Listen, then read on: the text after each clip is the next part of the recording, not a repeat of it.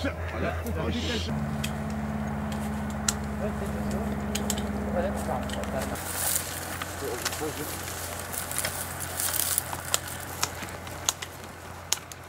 abi. Efendim abi. Hadi çay. Burada büyük var. Getir. Bırak.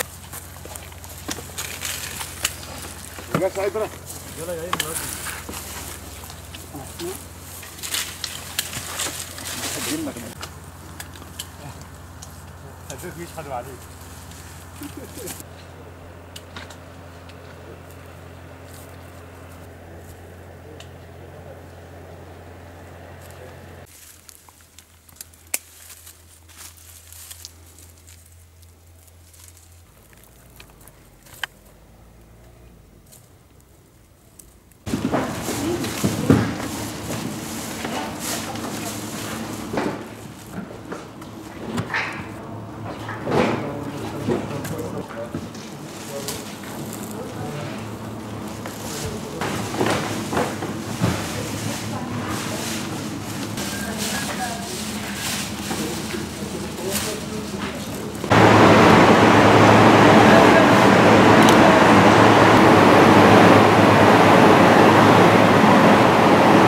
...15 yıldan beri bu işi yapıyoruz. 120 dekar alanda nar yetiştiriyoruz.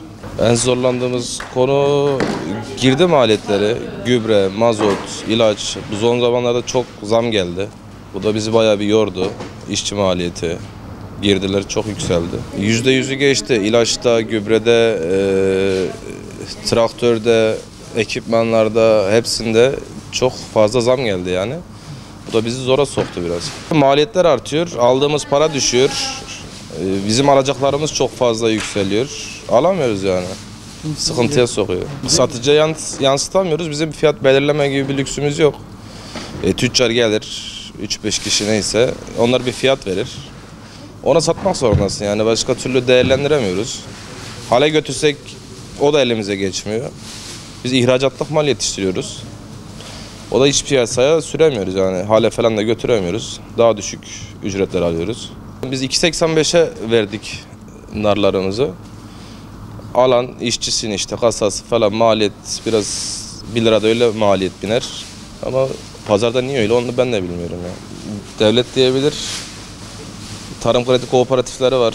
ÇKS'ye göre çiftçilere mazotun ÖTV'sini, KDV'sini almıyoruz.